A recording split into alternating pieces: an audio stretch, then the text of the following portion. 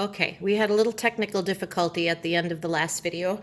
It's because my foot hit the lamp cord and the lamp went flying off the table and I got flustered. You all would have been laughing if we'd been together, but anyway, I decided to start a new video because I'm going to flip the paper over. But I did, while we were off camera, I did actually fold the last strip into 16 parts. I did that by first going into eighths, and then I folded it one more time and made some little parts. And you can see, again, I'm hoping you're noticing what's lining up with the halfway mark, because that's going to be the most important thing for us, to see that 1/2, 2/4, 4/8, 3/6, 8/16, they are all equal fractions. Numbers that have fractions that have an even number at the bottom, 2, 4, 6, 8, 10, 12, and so on, can be cut in half. You can take half of an even number and that'll give you the top number of the fraction. So half of 16 would be 8, and 8/16 is half. And I think most of you will catch on to that, and you wouldn't even have to make a number strip like this to tell me which fractions are equal to half. So that is that, and we are ready to take this page and flip it over. I do want you to hang on to this poster. Don't toss it. Keep it with your math things in case we need to talk about it again. But I'm flipping this over right now, and I would like us to work on page 192 together. It's some frames and arrows, but with fraction problems. So here we go. Hopefully you can see well enough.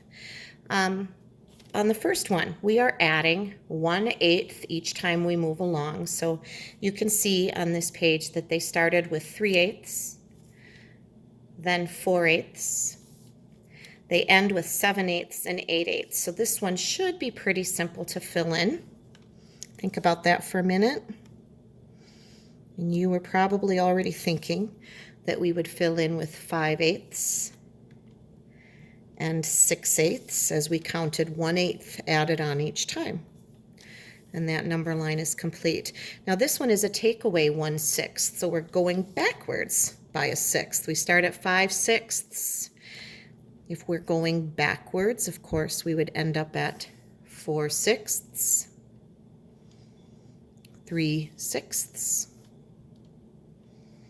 2/6, 1/6. Then if we have nothing, then we would have 0/6, which would be the same as nothing. Now this one, number 3, is missing a rule. So let's just stop and think about that for a minute. We have a 3. We have a 12 in the middle, a 48. That got high pretty fast, didn't it? I don't see fractions in this one. I wonder what we're doing. We're not necessarily adding by a number. What could we be multiplying by? What if we doubled? What if the rule was double or times 2? 3 times 2 is 6. 6 times 2 is 12.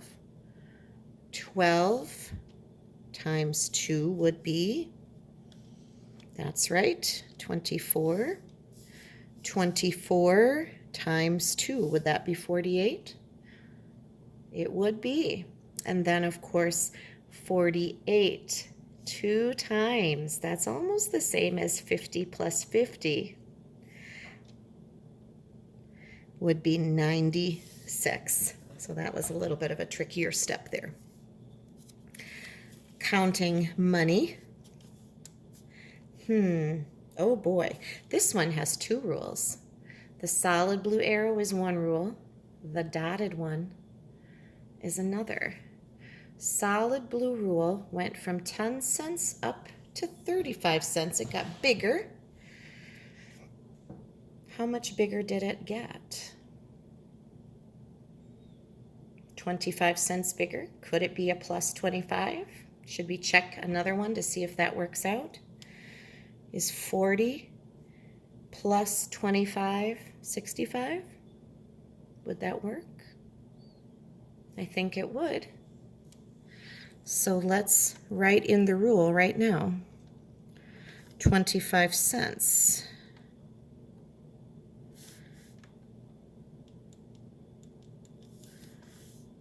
I'm sorry if the camera's a little wobbly here. My phone is sitting on a cardboard box in order to do this, and so it might be a little jiggly. I'll try to hold still. All right, so 10 cents plus 25 cents brings us to 35 cents. We don't know what's happening here, so this one's a mystery. However, if we look at this one, 50 cents went down to 40 cents, which would be a difference of, that's right, 10 cents, minus 10 cents. Now, let's see if that all works out. 35 minus 10 cents would be 25 cents.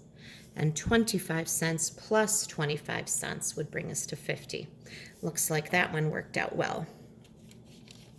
All right, I'm going to slide this up. And usually they give us a little bit of a challenge at the bottom. 12 times 5. Now, if some of you are going to be able to do that in your head, I'm going to move right up here and do this where you can see me. Do you remember how to multiply like this? There was some of that in your review packet. 12 times 5. 2 times 5 is 10. Carry the 1. 5 times 1 is 5, plus 1 more would be. That's right. We've got 60. Ooh, we know that this rule is take away 50, which gets us to 10. 10 times 5 would be 50, and 50 minus 50 would bring us to straight ol' 0. So there you go. If you want to write together on this one, that's fine. Now, we did these two sides together. There is no need for your mom or whoever might be helping you to take pictures of these things that we do together. However, I would love it if you would send me a message and let me know when you get done with our work today to tell me, you know, I did math with you, Mrs. Adams. I listened to the story. I did our reading workbook pages. I will be keeping track of the kids that I hear from. So tell me what you're doing, because that makes me feel better to know that you're learning with me at home. And I will do a lot of things like this.